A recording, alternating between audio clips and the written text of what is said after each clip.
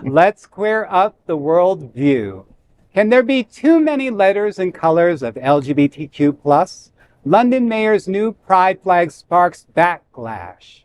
London Mayor Sadiq Khan's X account recently stirred controversy by unveiling a modified version of the pride flag. The flag, resembling the Progress Pride design, features the traditional rainbow background with additional chevrons representing the transgender and bisexual pride flags alongside black and brown stripes. However, it notably excluded the intersex symbol, usually placed at the chevron center in the original Progress Pride flag. Khan chose to reveal the flag on Transgender Day of Visibility and disabled comments on the post, yet it didn't deter public opinion. Despite the comment lockout, reactions flooded social media, with many expressing dissatisfaction or making humorous remarks.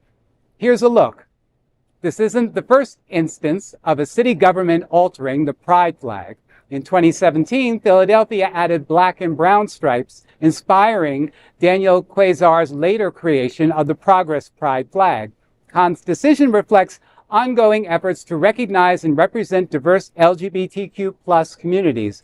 But the reaction underscores the challenge of navigating symbolic representation within the community. And this challenge is not limited to the flags and colors.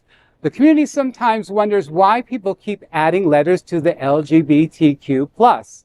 Online chat rooms like Quora and Reddit have thousands of comments on flags, colors, and letters, with a significant majority of them being negative and of the inclusion of diversity. I mean, that's what the basis is all about. We all just want to feel included and to be seen. And, you know, there are some people that feel that maybe the pride doesn't fully represent them. But, you know, as a graphic designer, I have to say that, you know, when I look at a representation like that, my first reaction is like, ooh, that's kind of ugly, until I kind of sit with it and kind of get to know it a little bit. Mm-hmm. But really, I look at the core issue of why people all of a sudden don't like change within our community, or a change to a symbol as sacred as a pride flag, because it just represents our community so much. And as we continue to grow as a community and expand beyond the LGBTQ+ representation, everybody, I think, wants to be seen and be heard. Yeah. And that's really what the core is in all and of included, this. right, Exactly. Edward? And included. You know, I come from the world, and this is like not the most popular opinion, but I don't care if they add all the letters to the acronym, and I don't care if they want you to do it backwards. I will learn it. Just like it was hard to learn LGBTQ+, right? But we did it. Right. The reality is that, you know, before we didn't have TQ+ added to that, and we weren't all seen and heard, and we didn't feel included. Before, that flag didn't have black and brown on it, and I didn't feel included, right? So, you know, again, that our acronym might change. It might continue to change the more that people realize who they are truly, authentically. And I refuse to not see people. So I don't have a, you know, I think that this mayor, you know, is an asshole, you know. I mean, to be straight up, you have a platform. People will listen to you, mm-hmm. right? You just excluded some people, right. and somebody might just listen to your ass and say, all right, those intersex people don't need to be seen. I'm gonna disagree with you. Please. Unless I missed something in the story, there was no intention to disregard the intersex community. And I think when being critical of people like this, especially those trying to support us, we always have to look at intention. Was he trying his best? Did he ask his assistant to look for a flag that was as inclusive as possible, and they found this one and they put it up? That could be. And then a certain community, the whole Twitter community, I'll say that, found ways to be so heavily critical that he had to turn off his comments. Folks, I understand we've been through a lot and we have so much further to go, but please look at the intention of people when they make these actions. Was he actively trying to disrespect us? No. Did he simply make a mistake? Most likely, yes. How does he learn from this? Not being scolded and yelled at. Right. Sorry for calling you an asshole. Thank you.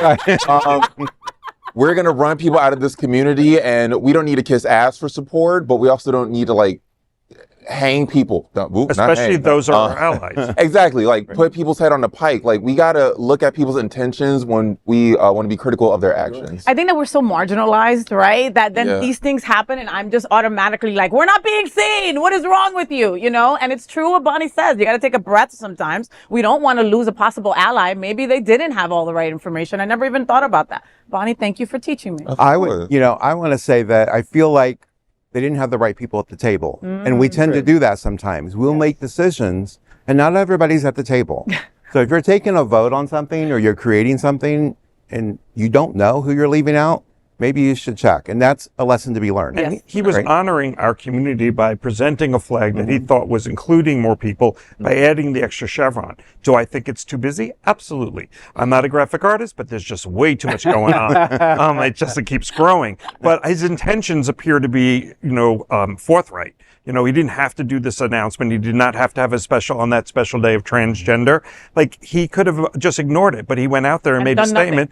And done nothing. And he did something. So I would agree with Bonnie. Like, it's just important that people are speaking up and not tear them down, because he's an ally that we need. And if we cut him off and he's not happy with our community because we're not appreciative, then where does he go next? And sometimes it takes a bunch of voices. You have to sometimes get a little angry, and that is, if you feel like you're not represented in something like a pride flag, then yes. But yeah, we shouldn't be tearing everybody down for that.